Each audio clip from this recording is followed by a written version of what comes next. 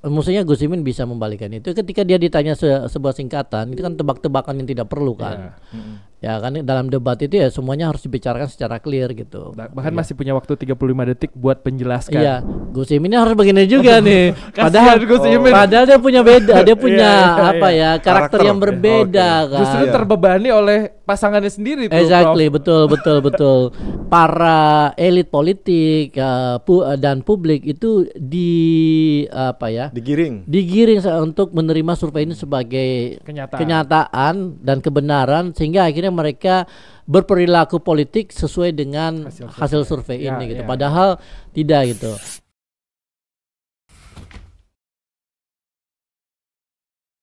Prof. Zulfikar Amir, Dewan Pakar sekaligus jubir Timnas Amin. Banyak banget ya.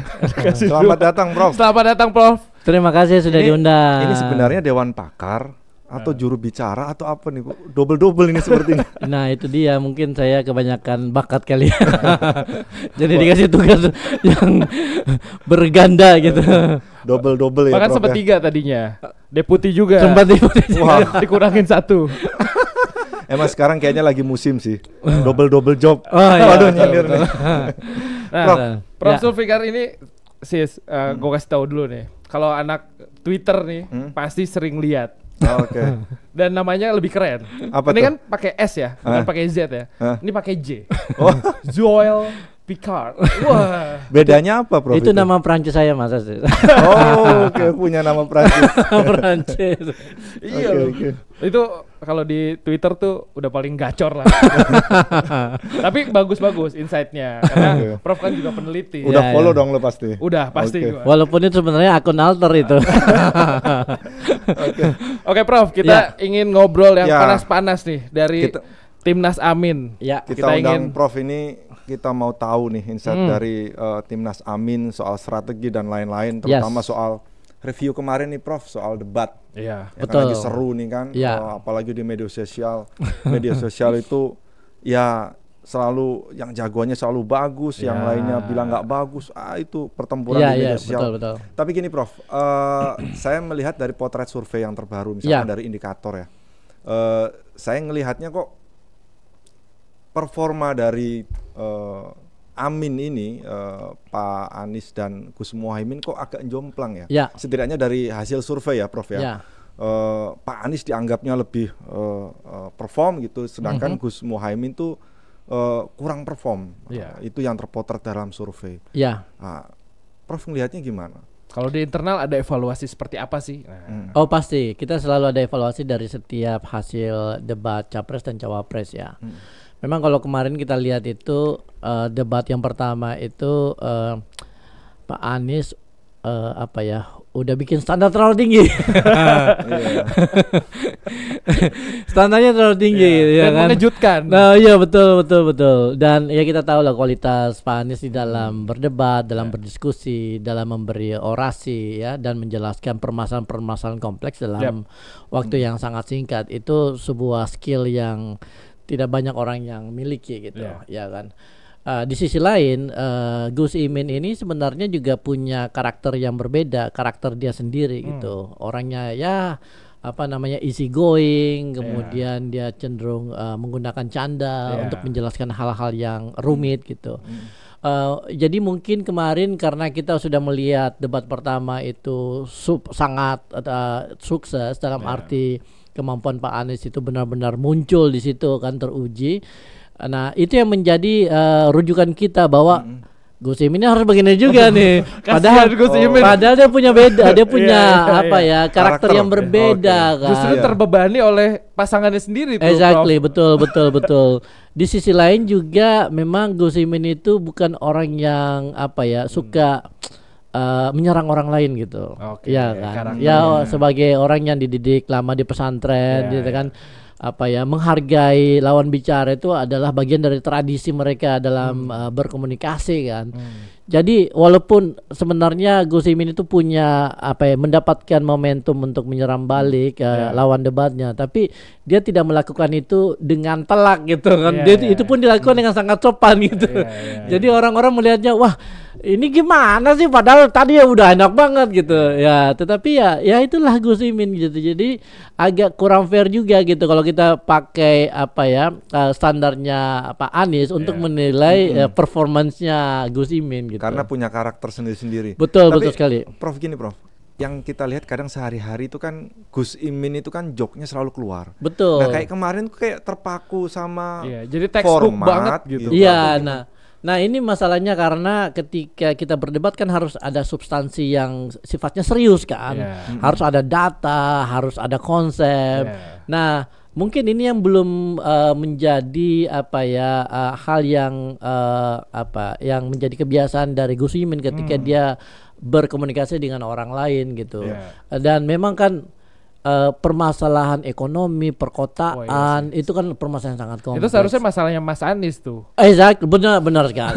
Benar sekali. Aduh, itu benar sekali. Itu mestinya debat capres itu.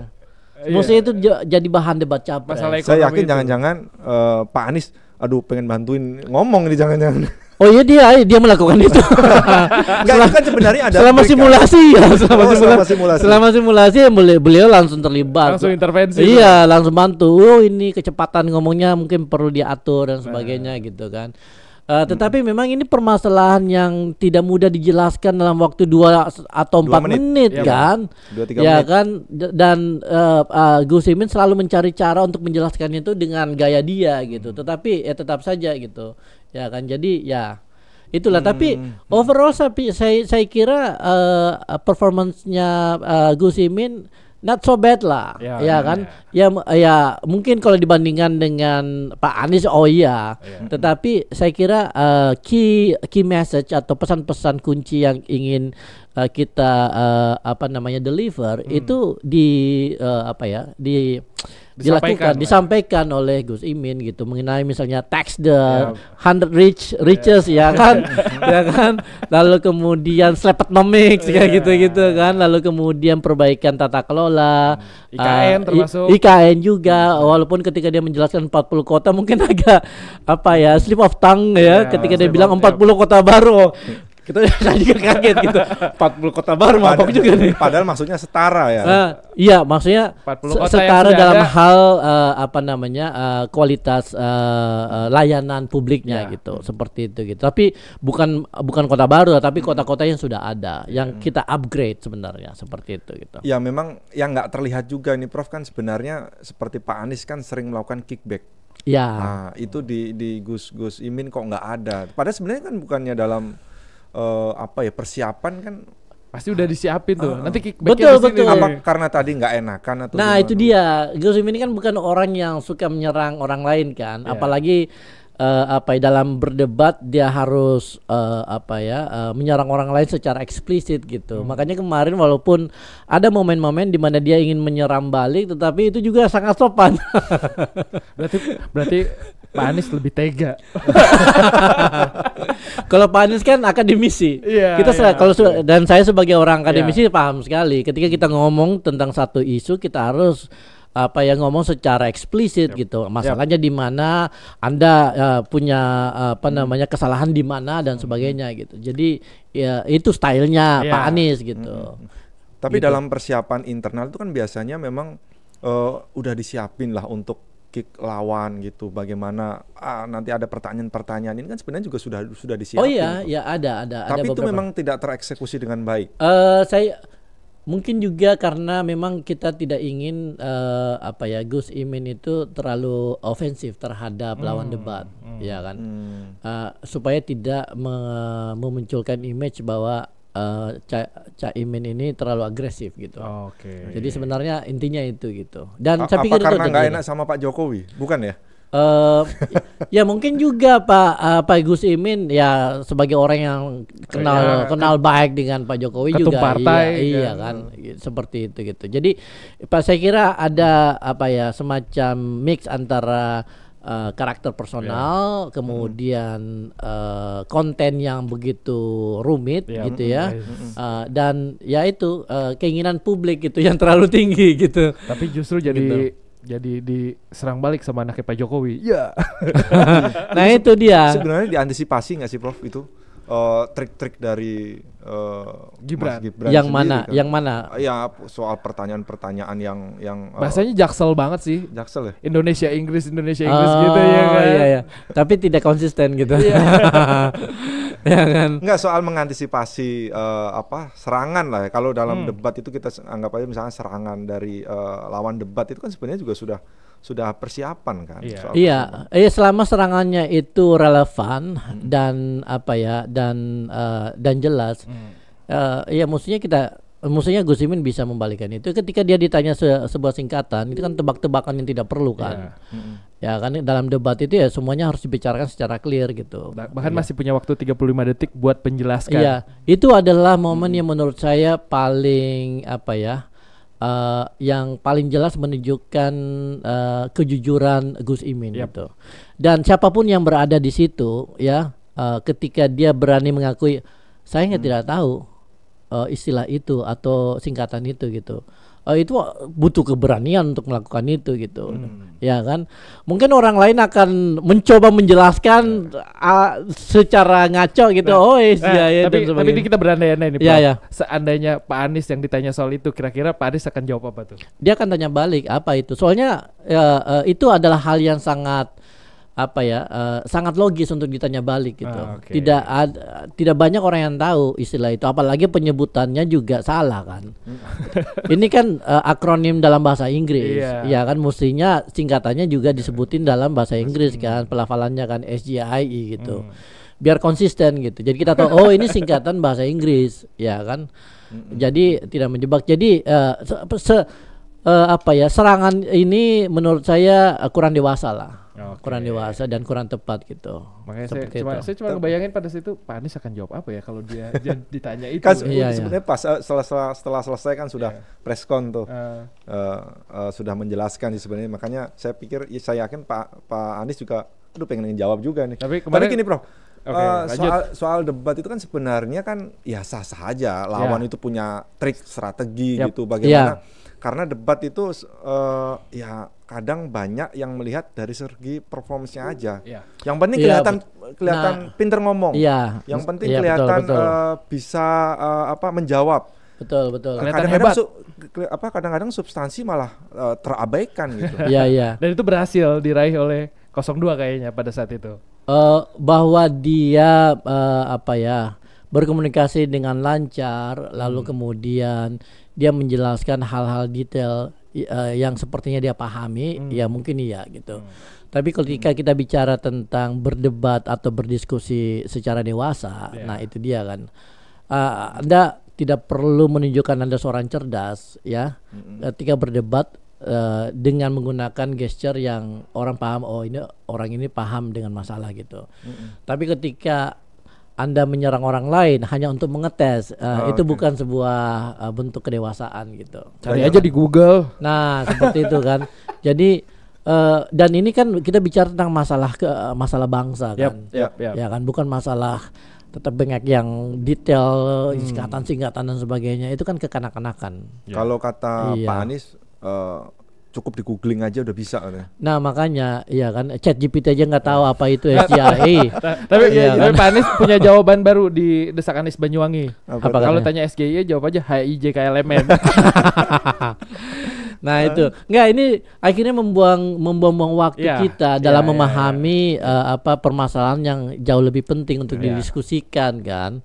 Ya kan, sebenarnya kalau misalnya dia bilang pertanyaannya tuh langsung to the point, bagaimana pendapat Gus Imin tentang ekonomi syariah di Indonesia. Itu enak kan ngobrolnya kan. Pasti Gus Imin akan menjelaskan, pesantren itu memiliki peran yang penting, kemudian kita punya potensi yang besar dalam industri halal dan sebagainya gitu. Ini akhirnya terbuang untuk sebuah pertanyaan yang kekanak-kanakan gitu. Dan seharusnya juga aturan KPU lebih longgar sih. Iya kan. Iya, tapi kan sebenarnya kalau kata namanya sebuah pertanyaan ya sah-sah aja kan. Benar. Sebenarnya. Iya, tetapi kan ketika kita membuat pertanyaan juga kita harus tahu konsekuensinya apa gitu dan tujuannya apa. Kalau sekedar untuk menunjukkan, maaf ya Gus kalau pertanyaannya susah, that's not a difficult question. Itu bukan pertanyaan susah itu tebak-tebakan. Tapi dalam sebuah show itu dianggap keren. Prof? Dalam sebuah show ya, walaupun nggak ada substansinya ya. Ya tergantung siapa yang menilai gitu. Tapi menurut saya ini sebuah apa ya pendewasaan politik sebenarnya tadi. Kesia-siaan gitu, karena kita pingin kandidat ini berbicara masalah yang substansial dengan dan menunjukkan pemahaman mereka tentang masalah itu gitu, dan apa solusi yang ditawarkan gitu kan. Ini kan ingin membuang waktu kan, dan itu sangat berharga loh itu. 3-4 menit di dalam debat seperti itu ditonton oleh ratusan juta warga Indonesia gitu. Kesannya udah pinter tuh. Nah kesannya makanya kalau misalnya mau pintar tidak perlu menunjukkan hal itu, ya kan? Karena langsung kemudian di media sosial kan dikait-kaitkan dengan peristiwa 2019 ya kalau nggak salah. Ya, TPID itu. Benar, kan? Ini mengulang itu aja gitu kan, dan gimana ya? Jadi sebenarnya nggak terpikir kok tiba-tiba ini nongol lagi kira-kira. Terpikir sih bahwa akan ada pertanyaan-pertanyaan jebakan, ya kan. Tetapi kalau pertanyaan-pertanyaan jebakan itu kan biasanya terkait misalnya dengan kebijakan-kebijakan yang melibatkan si lawan debat kan. Tapi kalau misalnya pertanyaan soal singkatan itu, ya itu tebak-tebakan anak-anak gitu. Ya kan. Jadi buat saya itu patut disayangkan aja. Prof, saya beralih ke tema besok nih, debat ketiga. Siapa tahu nanti Pak Anies dari lagi nih. Timnas Amin ini Pak Anies sudah nyiapin pertanyaan singkatan, enggak ya Prof ya? Karena temanya saya baca nih Prof, ini soal pertahanan, keamanan, hubungan internasional dan geopolitik. Ini kan sebenarnya temanya Pak Prabowo banget nih. Sangat mestinya. Jangan-jangan nanti Pak Anies kalah nih dalam debat besok. Tapi enggak, Pak Sis. Pak Jokowi 2014-2019 bisa menang. Iya kan? Pak Prabowo kurang TNI apa lagi kan? Persiapannya gimana, Bro? Untuk besok nih. Kita sebenarnya tidak butuh persiapan khusus karena ya kita tahu lah kapasitas Pak Anies ya dalam memahami permasalahan, dan ini sebenarnya isu yang sudah beberapa kali dia deliver di beberapa event ya. Termasuk terakhir yang di CSIS itu ketika dia berbicara tentang polugri ya, politik luar negeri, di mana paslon Amin ini itu punya komitmen yang kuat terhadap apa yang kita sebut sebagai value based diplomacy. Jadi diplomasi yang berbasis pada value, bukan pada transaksi atau kepentingan ekonomi gitu. Intinya seperti itu sebenarnya. Nanti berarti juga akan ada ya tadi sebenarnya udah disinggung lagi sih soal persoalannya kan kadang-kadang kita menyampaikan substansi gitu kan, orang dianggapnya sulit dipahami. Hanya pintar mengolah kata-kata. Waduh. Saya sendiri nggak tahu dari mana muncul ledekan terhadap kemampuan Pak Anies dalam berkomunikasi ini gitu. Karena kalau kita lihat Presiden Soekarno juga jago berkata-kata. Banget. Iya kan? Banget. Iya kan?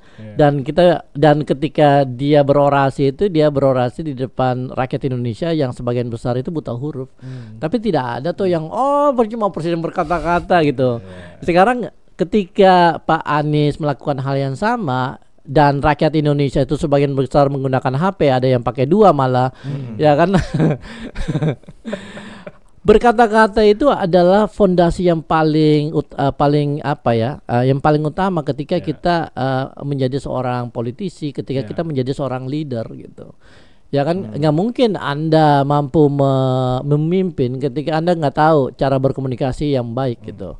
Ya tentu Pak Anies ya selama menjadi pejabat publik ya, selama menjadi rektor, selama menjadi gubernur, kemampuan dia dalam berkomunikasi itu tidak berhenti di kata-kata tapi juga dalam tindakan. Kita lihat apa yang terjadi di Jakarta ya kan, Mas Angga sebagai penikmat dari jasa Jaklingko ya kan, itu bukan kata-kata lagi Mas ya kan. Sorry ya. Iya kan, itu bukan kata-kata lagi gitu. Atau waktu beliau menjadi rektor di Paramadina, beliau menginisiasi gerakan Indonesia Mengajar. Itu bukan kata-kata, begitu banyak keluarga-keluarga di pelosok-pelosok Indonesia yang mendapat manfaat dari gerakan Indonesia Mengajar gitu. Begitu juga ketika beliau menjadi menteri dalam waktu 2 tahun. Ya kan. Jadi ini menurut saya ini adalah sebuah konstruksi dari orang-orang yang membenci Pak Anies aja gitu. Ini ya nanti yang ngasih masukan siapa, Prof? Untuk apa? Pak Anies ini untuk tema debat soal pertahanan keamanan. Kan ada ketua timnasnya kan, ya, Pak Saugi juga. Pak Saugi. Oh iya. Di Dewan Pakar kita juga ada orang-orang yang paham mengenai politik luar negeri, kemudian masalah pertahanan dan ketahanan. Selain Pak Saugi ya kan? Siapa aja lagi tuh, Prof? Khususnya di pertahanan. Khususnya di pertahanan, sebentar, saya harus cara. Pak Fahru Roji ya. Fahru Roji ada, tapi kemudian di tim inti juga kita ada kok. Maksudnya konsep-konsep yang kita udah buat terkait dengan politik luar negeri, ketahanan dan pertahanan dan geopolitik. Nanti yang ditunggu-tunggu itu pertanyaan lagi nih ke Pak Prabowo nih. Ya. Jangan sampai bilang Pak Anies. Nyiapin nggak, Prof, kayak gitu? Misalnya pertanyaan-pertanyaan yang memang disiapkan untuk lawan gitu, untuk yang ya biar perform lagi. Pak Anies kan memang di debat pertama dianggap publik itu sangat perform. Survei indikator misalkan itu 38% loh. Iya. Paling benar, tinggi betul. Saya kira tidak ada pertanyaan-pertanyaan jebakan yang kita siapkan. Kan? Tidak ada. Jadi kita ingin debatnya itu berlangsung secara fair. Lalu kemudian pertanyaan-pertanyaan itu memang relevan untuk ditanyakan, jadi tidak mengada-ngada gitu ya. Dan kemudian kita akan siapkan pertanyaan-pertanyaan yang terkait langsung dengan kebijakan dari lawan debat gitu. Jadi kita tahu Pak Prabowo ini adalah Menteri Pertahanan saat ini, dan kemudian beliau punya sejarah panjang di dunia militer, jadi akan ada pertanyaan-pertanyaan spesifik terkait itu yang kita siapkan supaya beliau bisa menjelaskan ke publik. Udah kayak dikasih kisi-kisi, sis. Iya. Sebenarnya kan tidak perlu kita tidak perlu bekerja terlalu keras untuk itu, karena tinggal cek aja Wikipedia-nya Pak Prabowo apa aja yang pernah beliau lakukan kan, tinggal kita tanya sedikit gitu. Jadi ya seperti itulah. Kadang kalau Prof setuju nggak, karena memang debat ini kan impact-nya itu 10-12% kalau kata di dalam lembaga survei itu 10-12%. Saya mau masuk ke dalam soal sisa waktu nih ya, sekitar ya mungkin satu setengah bulan ya, Prof, 42 hari ya. 42 hari itu kan masih sisa. Sedangkan dalam potret lembaga survei itu kan suara Pak Anies itu nggak kurang lebih masih 20%-an.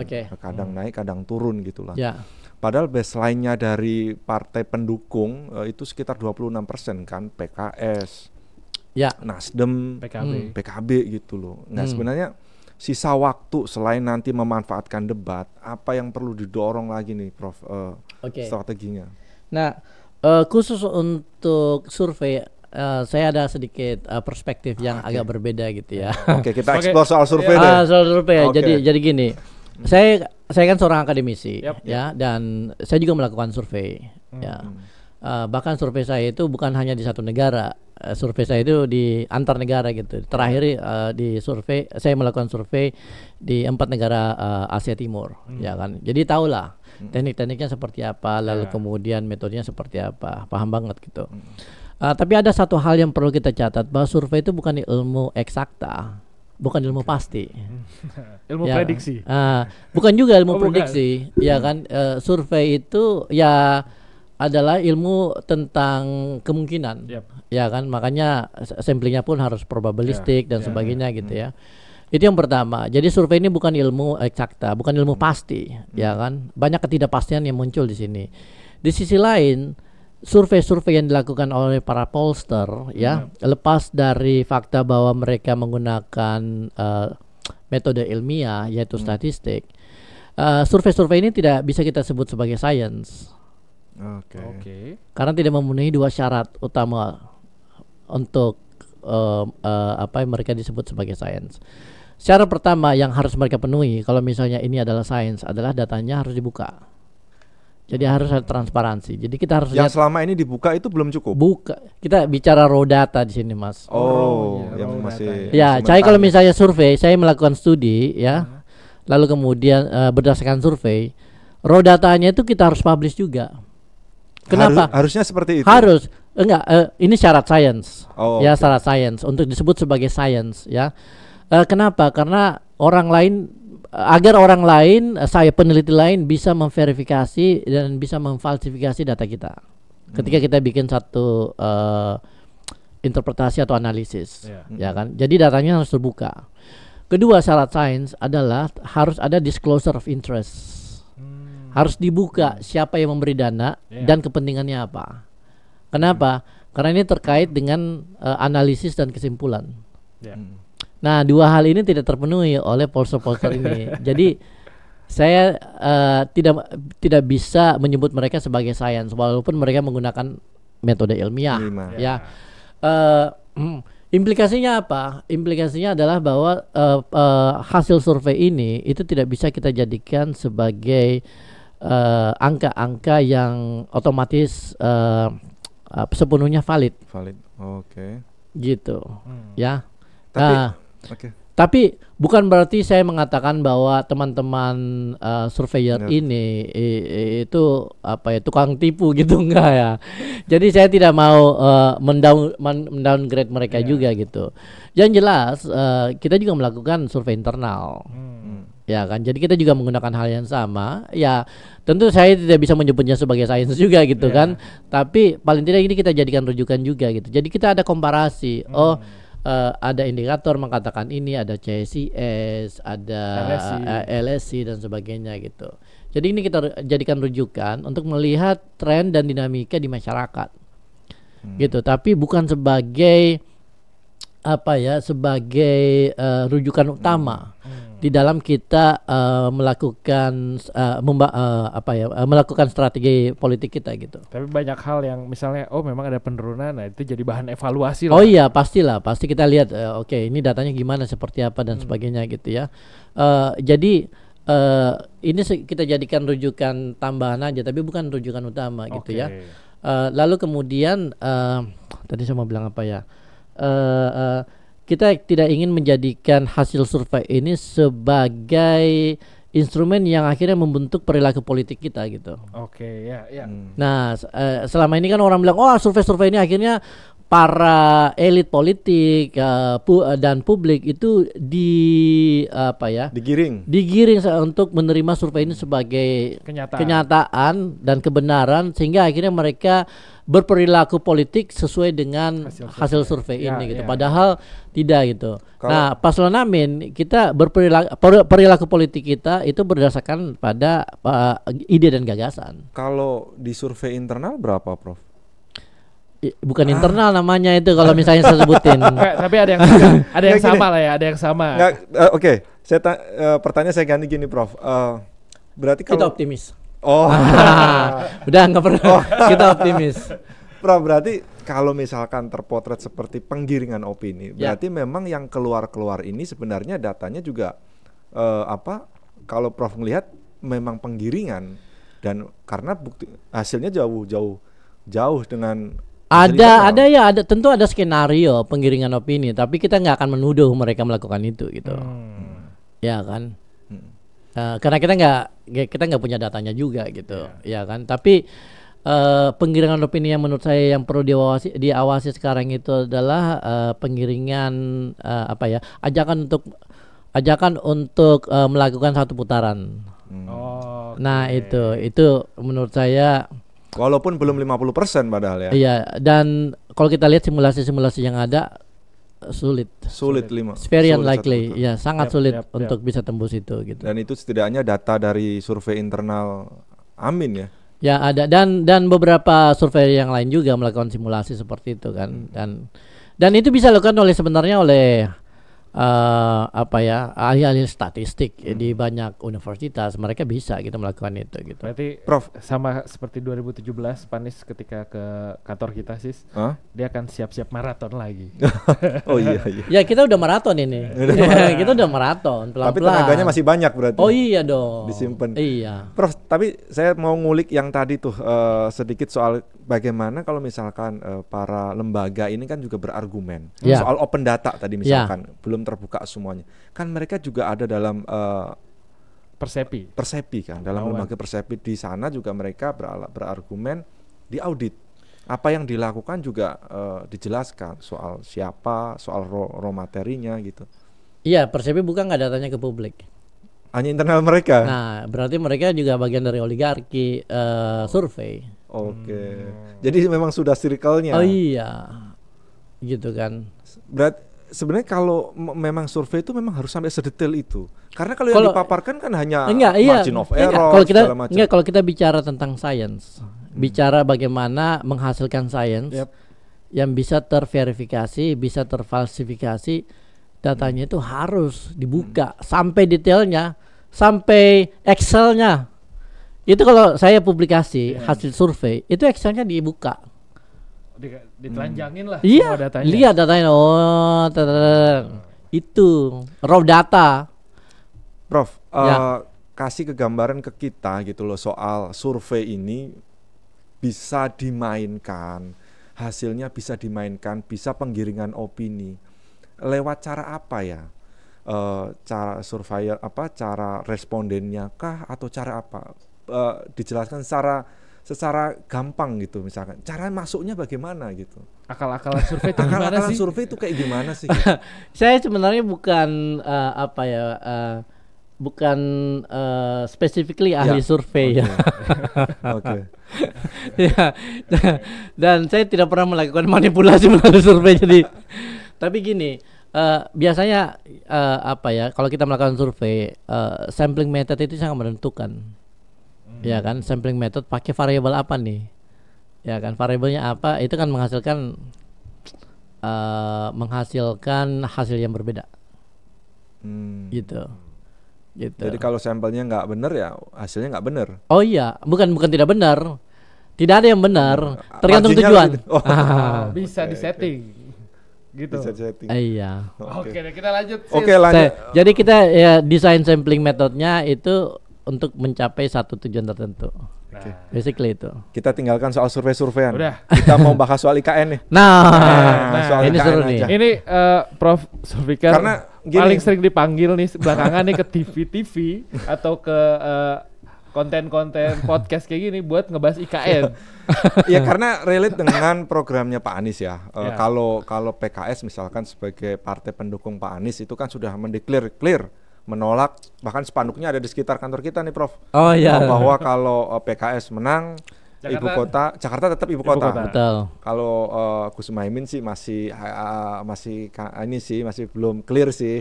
Nah Pak Amin ini kan semacam tagline-nya yang paling kuat adalah perubahan, asal beda.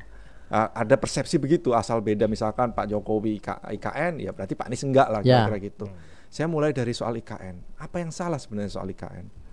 Oke, mungkin saya perlu sedikit istilahnya, bukan disclaimer ya, sekedar informasi awal aja gitu bahwa saya sudah melakukan penelitian tentang IKN selama 2 tahun terakhir.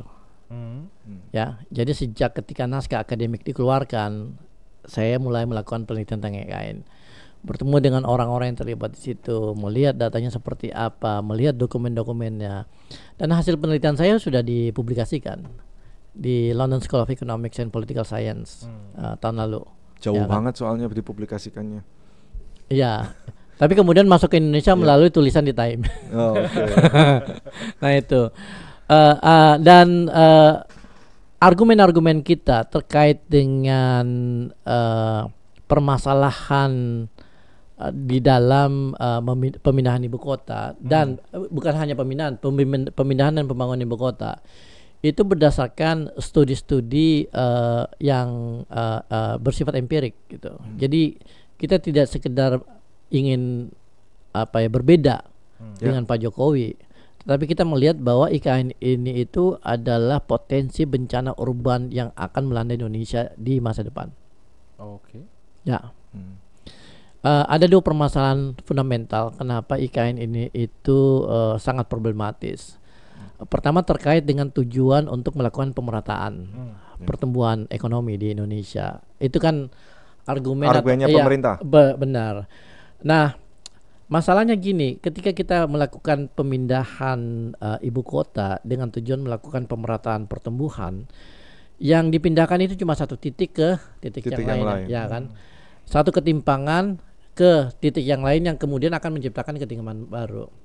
Dan saya sudah melakukan studi tentang negara-negara lain yang melakukan pemindahan ibu kota, mulai dari Brazil, Myanmar, lalu kemudian negara-negara Timur Tengah, ya, bukan negara-negara Asia Tengah, lalu kemudian terakhir itu di Mesir. Begitu banyak tingkat risiko yang akan kita hadapi ketika kita melakukan pemindahan ibu kota. Jadi yang namanya ibu kota itu lokasinya dimanapun itu tidak punya korelasi terhadap pertumbuhan ekonomi, pemerataan pertumbuhan ekonomi. Ya ada, tidak ada bukti yang menunjukkan bahwa ketika ibu kota dipindahkan akan terjadi pemerataan pertumbuhan ekonomi. Itu nggak ada korelasinya. Nggak ada korelasinya. Saya kasih contoh, Amerika Serikat, ya kan, ibu kotanya di mana, Mas? Di Washington DC. Itu di pantai timur, ya. Negara bagian di Amerika Serikat yang paling kaya itu California. Itu di pantai barat, paling jauh dari Washington DC. Salah satu negara yang paling miskin di Amerika Serikat itu adalah West Virginia, cuma 2 jam dari Washington DC.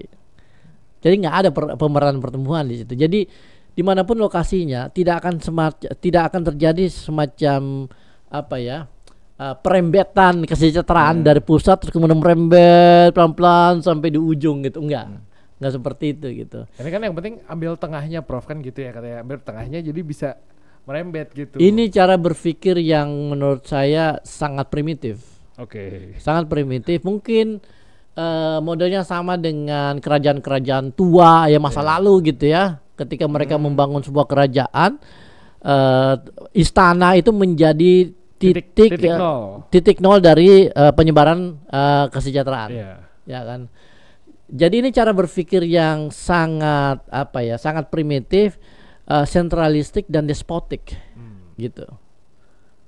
Sementara kalau kita lihat pola pemerataan pertumbuhan di negara-negara maju itu tidak dilakukan melalui pemindahan ibu kota, tapi dilakukan melalui instrumen ekonomi modern, fiskal, ya kan, pemerataan infrastruktur, lalu kemudian pemerataan kualitas SDM, otonomi daerah dan sebagainya.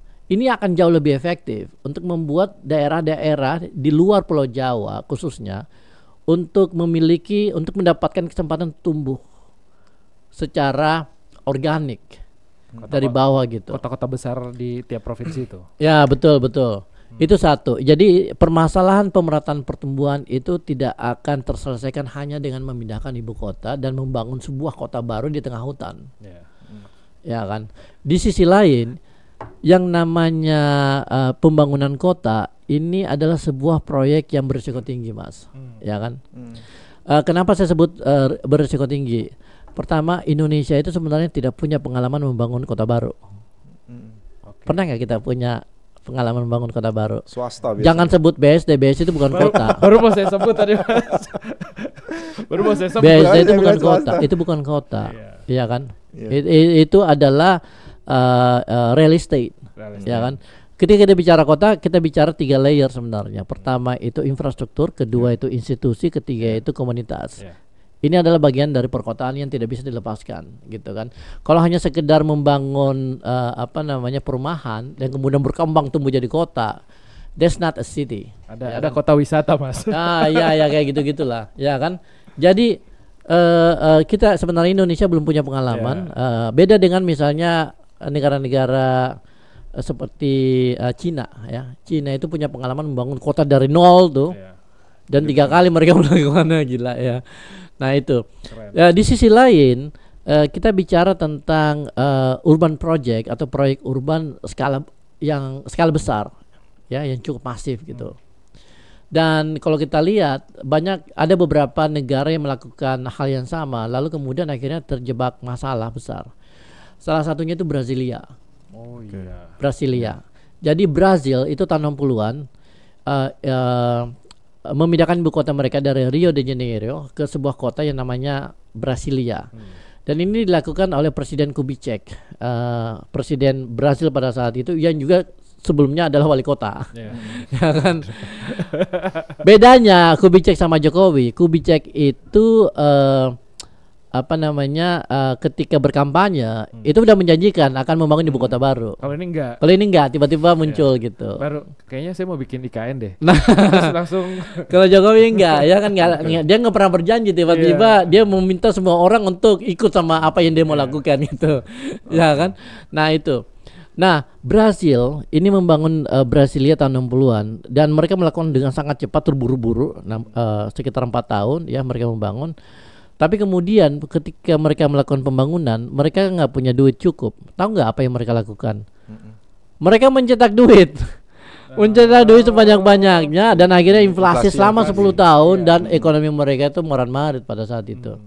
Dan sampai sekarang ibu kota Brasilia ini itu tidak menjadi kota yang mereka impikan. Akhirnya menjadi kota mediocre aja, dalam arti dalam arti gagal menjadi kota yang punya wibawa, punya karisma, yang nyaman dan sebagainya gitu. Dan bahkan dikritik sebagai kota yang anti budaya karena tradisi yang dimiliki oleh bangsa Brasil yang termanifestasi di dalam berbagai event yang diselenggarakan di Rio de Janeiro itu tidak bisa dilakukan di Brasilia.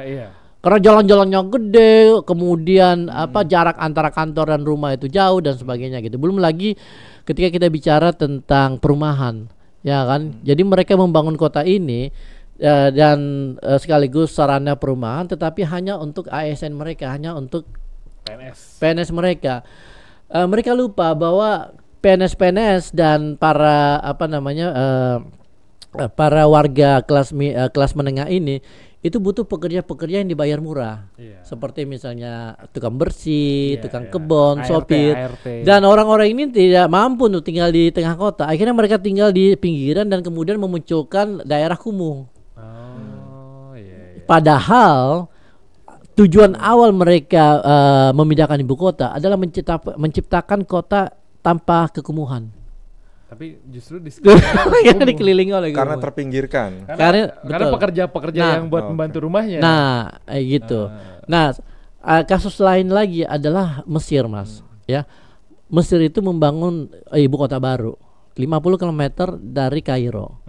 Dan ini adalah proyeknya Jenderal Sisi. Jenderal Sisi itu berkuasa sejak tahun kalau nggak salah 2013 ya. Kan Arab Spring 2011 sempat demokratisasi di Mesir, kemudian dikudeta ya kan, Jenderal Sisi sekarang berkuasa. Dan Jenderal Sisi itu tidak mau digulingkan. Lawan dia. Akhirnya dia pingin supaya kantornya dan istana itu pindah keluar dari Kairo supaya orang susah untuk berdemo. Ya kan? Ya nanti di IKN juga nggak ada demo. Nah makanya itu dia gitu. Nggak ada pemilu. Nah, nggak ada pilkada di sana. Jadi dia mulai membangun tahun 2015. Sekarang itu 2023. Awalnya proyek ini itu biayanya 40 miliar US dollar. Jadi lebih mahal sebenarnya dari IKN karena IKN itu 38. Ya kan? 38 miliar US dollar. Sekarang tembus 58 miliar US dollar. Dan membengkak dan sekarang belum selesai. Dan ini kemungkinan IKN juga sama kalau berlanjut. Sangat mungkin ya. Sangat mungkin. Nah, ibu kota Mesir yang baru ini itu akhirnya didanai oleh investasi dari Cina. Sekitar mungkin 2/3 dari total proyek itu. Dan belum selesai dan akhirnya Jenderal Sisi bingung bagaimana cara menyelesaikan, akhirnya dia menaikkan pajak. Dan membebani seluruh rakyat Mesir. Ya kan? Rakyat Mesir di sisi lain proyek ini itu sudah membangun daerah perumahan ya, yang kemudian ternyata terlalu mahal untuk rata-rata orang Mesir, sehingga daerah perumahan ini kosong. Padahal katanya Mesir banyak sultan, dianggap mahal itu. Oh iya. Mesir ada sultannya tapi banyak orang miskinnya juga. Iya kan? Nah, jadi kota ini terancam akan jadi kota mati yang hanya diisi oleh Jenderal Sisi dan pengawal-pengawalnya. Ya kan? Di sisi lain Mesir itu terancam terjebak utang dari Cina. Kalau tidak mampu membayar ini kan, karena itu investasi dari Cina kan. Nah gitu. Balik ke IKN, saya kira ada potensi resiko yang besar dalam proyek ini. Kita tahu APBN anggarannya itu 466 triliun, kemudian 20% diambil dari APBN, dan saya yakin angka ini akan naik terus. Kemudian biaya pembangunan total itu juga akan membengkak 2, 3, 4 sampai 4 kali. Kita nggak tahu ujungnya di mana, karena luas IKN itu gede banget, ya kan? Nah itu. Kalau jadi kata Prof 3 kali Jakarta ya atau 2 kali ya? Iya, jadi luas IKN itu Jakarta, Bogor, Depok, Tangerang. Jabodetabek. Tanpa Bekasi kegedean. Bekasi mau bikin negara sendiri. Kotanya kecil, kabupaten yang gede. Itu. Ya kan? Nah, lalu kemudian ada satu wilayah kecil di sana yang disebut sebagai KIPP, kawasan inti pusat pemerintahan, yang luasnya itu sama seperti Jakarta Pusat tambah Kuningan. Nah, rencananya seluruh APBN itu akan dipakai untuk membangun KIPP. Nah, sekarang sudah dianggarkan 72 triliun sampai tahun depan. Tapi itu untuk membangun sebuah wilayah yang luasnya sama seperti Monas dan sekitarnya. Nah, tapi kalau soal jaminan ini, Prof, tidak banyak mengganggu APBN. Dari mana? Kan rencana mereka misalkan 20% kalau nggak salah ya. APBN. Ya. Nah, artinya nanti misalkan angka 400 triliun itu kan nggak semuanya dari APBN. Nah, jaminan itu dari pemerintah itu belum cukup, atau memang kekhawatiran Prof tadi itu masuk akal gitu atau enggaknya? Saya ketemu dengan salah satu perwakilan investor di Singapura, ya kan, dan kita berdiskusi mengenai IKN. Terus dia bilang investor di Singapura itu agak enggan masuk. Kenapa? Karena total proyeknya segitu, 460 triliun, sementara pemerintah cuma chip in 20%. Menurut mereka enggak masuk akal. Kita disuruh masuk, ya kan, lalu kemudian mengambil risiko 80%, pemerintah cuma 20%. Kayak nggak ngerasa nggak fair gitu. Enggak, iya, berarti risiko terlalu tinggi buat mereka gitu. Beda misalnya dengan proyek di Saudi Arabia. Saudi Arabia punya satu proyek skalanya gila itu, namanya NEOM, ya, di mana mereka akan membangun sebuah kota disebut yang panjangnya 170 km, lebarnya 200 meter.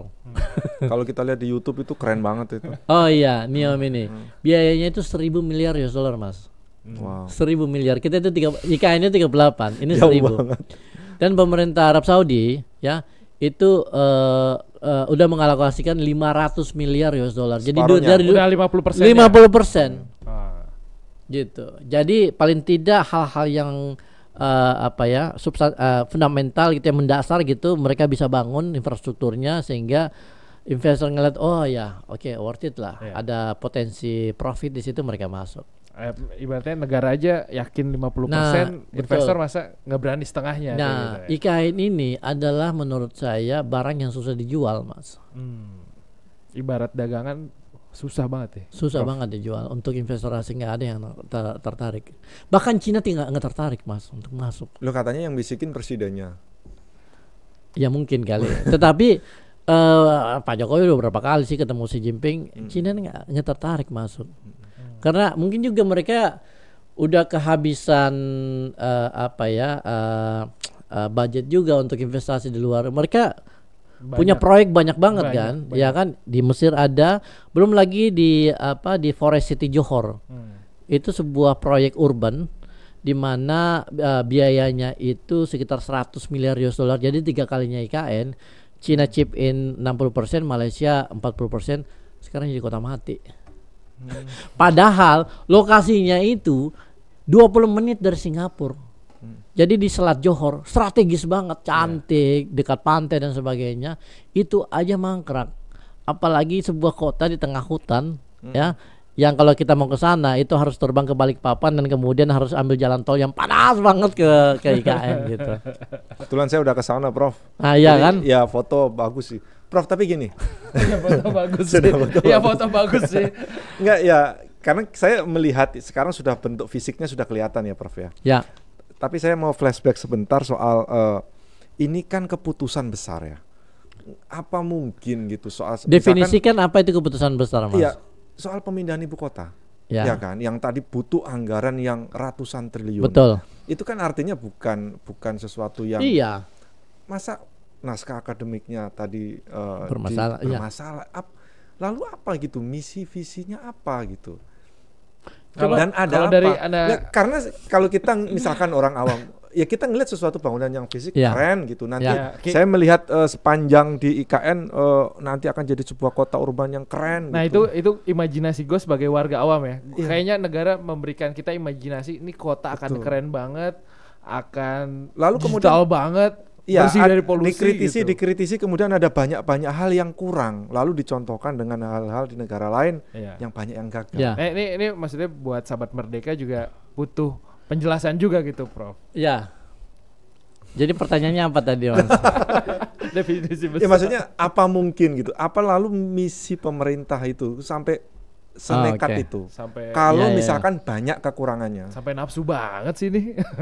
Mungkin ini pertanyaan lebih tepat ditanyakan ke Pak Jokowi ya. Tapi kenapa dia ngotot gitu? Kalau dari hasil analisis kemarin itu. Oke, jadi di dalam bidang urban sosiologi kita selalu melihat ruang itu sebagai aspek yang selalu terkait sama politik. Jadi kota itu adalah manifestasi dari kekuasaan. Itu di mana-mana seperti itu, ya kan. Dan proyek IKN ini tidak lepas dari obsesi terhadap kekuasaan. Ya, kita tahu bahwa Pak Jokowi tidak pernah menjanjikan ini dalam kampanye, tidak pernah jadi janji politik beliau. Tiba-tiba muncul begitu saja, lalu kemudian karena beliau mengendalikan parlemen melalui partai koalisi dia, dengan mudah dia menggolkan proyek itu. Undang-undang IKN yang disahkan dalam waktu yang relatif singkat, 42 hari. Padahal ini kan keputusan besar, Mas Aziz, ya kan. Mestinya keputusan besar seperti ini itu harus didiskusikan dengan publik, dibicarakan dengan publik, dilihat sisi positif negatifnya, manfaat dan biayanya seberapa dan sebagainya gitu. Jadi seharusnya melibatkan partisipasi publik secara luas gitu. Tetapi kemudian ini dibicarakan dan diputuskan dengan tergesa-gesa antara eksekutif dan legislatif gitu. Itu yang menjadi kekhawatiran saya sebenarnya ketika sebuah proses pembuatan kebijakan yang kemudian akan menghabiskan anggaran negara dengan jumlah yang sangat besar, lalu kemudian punya konsekuensi terhadap perekonomian kita dalam masa depan dan lingkungan. Resikonya terlalu besar ketika kita melihat bahwa ini dilakukan dengan lebih karena nafsu daripada satu cara berpikir yang arif dan bijak gitu. Karena gini, Prof, solusinya kalau misalkan dulu kan ada diskusi ya, kalau kita flashback sedikit gitu. Ya. Kalau misalkan memperbaiki persoalan Jakarta itu kalau nggak salah dulu butuh di atas 500 triliun ya. Itu pun juga akan banyak masih menyisakan PR kalau misalkan memperbaiki ibu kota yang sudah semrawutnya di Jakarta. Lalu berpikirnya ya sudah ibu kota dipindahkan saja gitu. Sebagai penutup nih, misalkan solusinya untuk kalaupun ibu kota tidak pindah gitu, lalu apa gitu? Karena membangun sebuah kota yang sudah semrawut seperti Jakarta kan juga nggak mudah gitu. Oke, saya belum pernah membaca atau melihat teori urban di mana ketika sebuah kota itu penuh dengan masalah, solusinya adalah ditinggalkan gitu. Itu ada dalam debat Pak Anies. Itu ada dalam saat sekarang. Tidak ada teori solusi untuk masalah urban, tinggalin aja gitu, nggak ada dalam teori urban gitu, ya kan. Jadi gini Mas, logikanya simple aja sebenarnya. Jakarta itu adalah kota dengan dua fungsi. Pertama, dia berfungsi sebagai pusat pemerintahan, kedua dia berfungsi sebagai pusat perekonomian. Yang membuat Jakarta bermasalah dan penuh dengan isu-isu lingkungan, kepadatan penduduk dan sebagainya adalah karena dia menjadi pusat perekonomian. Karena kalau kita lihat kontribusi dari aktivitas pusat pemerintahan di Jakarta itu 17%. Kecil. Nah, kalau mau menyelesaikan masalah ini, kira-kira yang mana yang harus dipindahkan? Perekonomiannya. Exactly. Kenapa ibu kota ini dipindahkan? Ya kan? Oke. Nah, sementara Pak Jokowi ingin memindahkan ibu kota ke sebuah daerah di tengah hutan dan kemudian menciptakan pusat perekonomian baru di sana gitu. Jadi kan tidak konsisten. Oke. Iya kan, mungkin apa namanya Silicon Valley, industri dan macam-macam. Jadi nggak konsisten. Akan jauh lebih logis ketika pusat perekonomiannya ini itu kita pecah, sebar, Timnas sebar itu ingin ke 40 kota. Ke kota-kota lain di seluruh Indonesia. Dan inilah yang menjadi framework Paslon Amin di dalam menyelesaikan masalah perkotaan dan pemerataan pertumbuhan secara serentak seluruh Indonesia. 40 kota ya, Prof? Jadi gini, 40 kota itu adalah framework umumnya, ya, di mana kita merujuk pada satu peraturan presiden tahun 2008, ya, 2008, zamannya SBY, di mana ada satu dokumennya yang membuat satu daftar kota yang disebut sebagai pusat kegiatan nasional, merujuk pada rencana tata ruang dan wilayah. Gitu. Di situ ada sekitar 40 kota yang membutuhkan perbaikan infrastruktur, ya kan. Nah, dari 40 kota ini itu lalu kemudian kita bisa memilih sekitar 14 kota sebagai kota yang kita prioritaskan untuk di-upgrade, dan kota-kota ini adalah kota yang berada di luar Pulau Jawa. Jadi ketika kita berbicara tentang pemerataan pertumbuhan di luar Pulau Jawa, 14 kota inilah yang menjadi titik pertumbuhan baru, pertumbuhan ekonomi baru yang kita dorong melalui urban redevelopment atau urban renewal. Ya banyak sih sebenarnya istilahnya di dalam urban studies, ya kan. Tapi intinya adalah kita akan mengupgrade infrastruktur di kota ini, di kota 14 kota ini sebagai bagian dari 40 kota. Jadi 40 kota itu akan kita lakukan secara bertahap dalam jangka panjang, kemudian untuk jangka pendek dan menengah 14 kota yang kita upgrade. Biaya yang diambil dari APBN sebesar 20% dari total biaya IKN itu bisa kita realokasikan untuk mengupgrade 14 kota ini, ya kan. Dan ada 5 jenis infrastruktur yang akan kita bangun di setiap kota dari 14 kota ini. Pertama, transportasi publik, Jaklingko. Gratis, terima kasih Pak. Akan ada di mana-mana, akan ada di Manado, akan ada di Medan, di Makassar, Jayapura. Kemudian penyediaan air bersih dan air minum, ini penting banget, termasuk pengelolaan airnya ya supaya tidak banjir. Lalu kemudian ketiga adalah public housing, kita pingin supaya di setiap kota ini ada perumahan publik yang berada di tengah kota, jadi mereka nggak terpinggirkan gitu, berada di tengah kota. Terus keempat itu adalah ruang publik hijau terbuka, ya, seperti yang ada di Jakarta kayak Eko Tebet Park, Tebet Eco Park ya, kemudian mungkin sarana-sarana publik seperti sarana olahraga ya itu, dan terakhir itu infrastruktur digital. Tebet Eco Park ada di samping ini, Prof. Oh iya benar. Nah itu kan iya kan. Jadi kita ingin seperti itu gitu. Nah ketika 14 kota ini sudah mengalami upgrading secara infrastruktur, kota-kota ini kita harapkan menjadi kota yang nyaman untuk ditinggali, ya kan. Lalu kemudian pada saat bersamaan kita akan dorong program reindustrialisasi, di mana 14 kota ini akan menjadi pusat-pusat industri baru, baik yang ramah lingkungan, yang kemudian menciptakan jutaan lapangan pekerjaan, sehingga mereka bisa tumbuh dengan serentak gitu. Nah kalau ini sudah terjadi, orang-orang di Jawa tidak perlu kita suruh keluar Jawa, dia akan melihat, wah di Makassar nyaman banget ya ternyata ya, ada public transportasinya gitu ya, kemudian airnya lancar, gue pindah ke sana aja. Kayaknya atau misalnya di Pontianak, UMR-nya hampir sama nih kayak di Jakarta gitu ya. Atau misalnya di Pontianak, kotanya kecil ya, kemudian banyak taman-tamannya gitu. Seperti itu gitu kita pinginnya. Yaitu pemerataan seperti itu. Pemerataan yang really seperti itu, bukan dengan membangun kota di tengah hutan yang akhirnya kita bingung bagaimana cara menghidupkan kota ini gitu. Ada contoh di negara lain nggak nih Prof yang soal penyebaran dengan membangun tiap-tiap kota itu? Itu yang dilakukan Amerika Serikat selama 150 tahun. Oke. Itu yang dilakukan oleh Jerman, ya kan? Itu yang dilakukan oleh Prancis, itu yang dilakukan oleh Australia, walaupun Australia di tengahnya ya kosong kan. Iya kan? Tapi negara-negara maju melakukan hal yang sama. Jepang melakukan hal yang sama, ya kan? Jadi mereka dulu sih pindah ibu kota ya karena ada perubahan politik ya dari Kyoto ke Tokyo. Tapi kemudian mereka membangun Osaka, membangun Sendai, ya kan, membangun Kobe. Jadi dari ujung barat sampai ujung timur Jepang itu maju semua. Rata.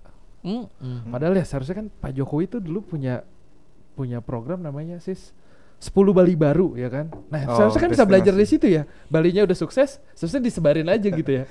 Seharusnya gitu, Prof. Ada kan program 10 Bali baru gitu. Ya gitu aja sih, gue cuma ngingetin aja. Oke. Jadi kuliah 4 SKS ini sama Pak.